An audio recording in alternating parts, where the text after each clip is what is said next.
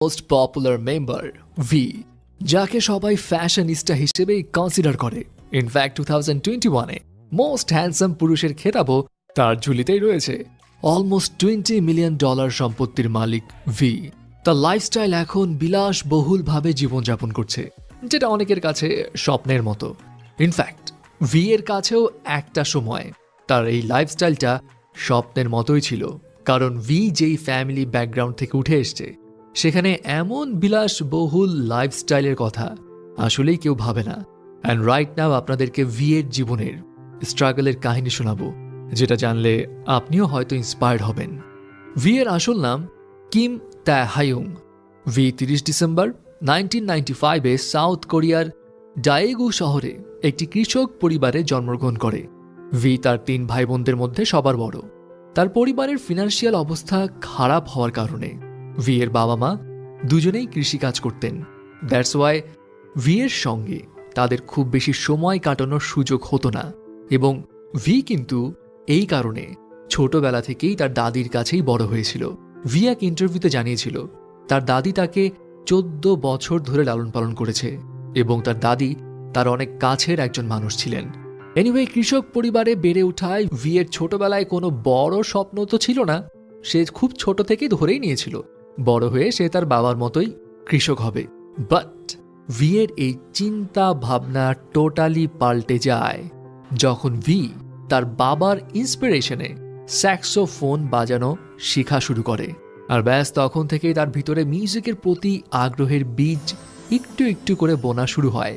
কিন্তু এখানে একটা কথা আছে, ভি তার বাবার ইন্সপিরেশনে মিউজিকে হাতে খড়ি পেলেও তার বাবা মায়ের কড়া ইনস্ট্রাকশন ছিল মিউজিক নিয়ে ক্যারিয়ার পারসু করা যাবে না। তবে ভি যখন ক্লাস 9-এ পড়ে তখন তার লাইফে আসলো আনপ্রেডিক্টেবল একটা টার্নিং পয়েন্ট। ভি যখন 9th গ্রেডে তখন সে তার বন্ধুকে সঙ্গ দেওয়ার জন্য biggest talent agency big hit এন্টারটেইনমেন্টের অডিশনে গিয়েছিল। ভি এর কিন্তু সেখানে অংশগ্রহণ করার কোনো পরিকল্পনাই ছিল না, সে জাস্ট তার ফ্রেন্ডের জন্যই গিয়েছিল।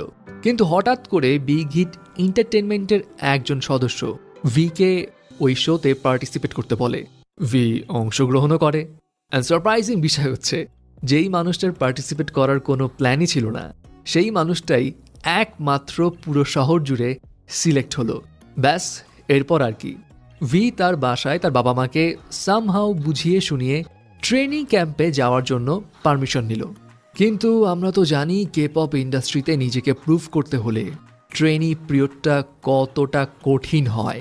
অ্যান্ড অন্যান্যদের মতো ভিকেও খুব সকালে উঠে দিনে 12 থেকে 15 ঘন্টা প্র্যাকটিস করতে হতো। খাওয়া দাওয়ার স্ট্রিক্ট ডায়েট ফলো করতে হতো। ফ্যামিলির সঙ্গে যোগাযোগও ছিল লিমিটেড। এবং ট্রেনিংয়ের এই কঠিন পরিস্থিতি দেখে ভি এক পর্যায়ে ডিসাইড করে নিয়েছিল সে গিভ আপ করে ফেলবে। ভি এক ইন্টারভিউতে জানিয়েছিল সে তার বাবাকে এক রাতে কল করে কান্নাকাটি করেছিল এবং জানিয়েছিল সে ফিরে আসতে চায়। তার বাবা তখন ভিকে একটা কথাই বলেছিল, ফিরে আসতে চাইলে আসতে পারো, এখানে তোমার জন্য আরও অনেক সহজ কাজ আছে। ভি জানায় তার বাবার ওই কথাটাতে সে কিছুটা ইম্বারেস ফিল করেছিল। অ্যান্ড এরপর সে ডিসিশন নিল যত কষ্টই হোক সে যেই টার্গেট নিয়েছে সেটার শেষ পর্যন্ত দেখেই ছাড়বে। আর 3 বছর কঠোর পরিশ্রমের পর ফল পেল ভি। বিটিএস ব্যান্ডে ডেবু করে। আর এখন তো আমরা সবাই জানি এই কৃষকের ছেলে কোন লেভেলে পৌঁছে গেছে।